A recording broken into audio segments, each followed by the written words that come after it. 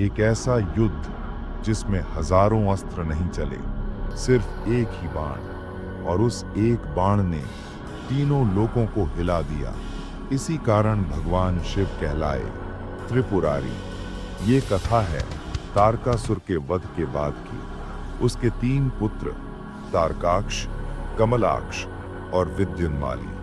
पिता की मृत्यु ने उनके हृदय में केवल एक भावना छोड़ी, प्रतिशोध।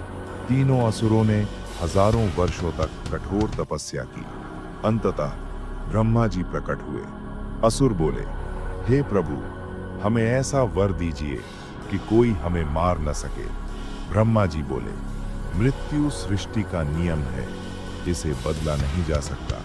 तब असुरों ने कहा, तो हमारे लिए 3 दिव्य नगर बनाइए, एक स्वर्ण का, एक रजत का, एक लोहे का। ये नगर आकाश में विचरें, और जब 1000 वर्षों बाद तीनों नगर एक ही रेखा में आ जाएं, तभी यदि कोई एक ही बाण से हमें नष्ट कर सके, वही हमारी मृत्यु बने। ब्रह्मा जी ने वरदान दे दिया और अस्तित्व में आए 3 नगर त्रिपुर। इन नगरों से तीनों असुरों ने तीनों लोकों पर अत्याचार शुरू कर दिया। देवता भयभीत हुए, ऋषि पलायन कर गए, धरती कराह उठी। सभी देवता महादेव के पास पहुंचे। भगवान शिव मुस्कुराए और बोले, त्रिपुर का अंत होगा, पर तभी जब तीनों नगर एक सीध में आएंगे। समय बीतता गया और फिर वो क्षण आया।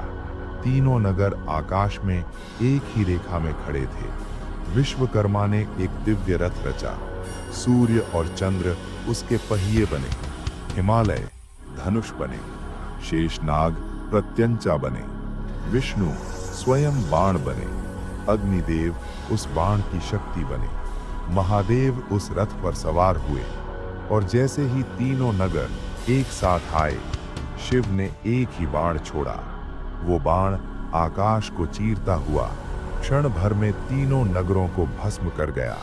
उस एक बाण से समाप्त हुआ तीनों असुरों का अहंकार, तीनों नगरों का अस्तित्व और त्रिपुर नाम की विनाशक शक्ति। इसीलिए भगवान शिव कहलाए त्रिपुरारी, क्योंकि जब अहंकार अपने शिखर पर होता है तो उसका अंत एक ही क्षण में निश्चित होता है। हर हर महादेव। लाइक, कमेंट और सब्सक्राइब एंड घंटी दबाएं ताकि ऐसा ही वीडियो आप तक दोबारा मिले।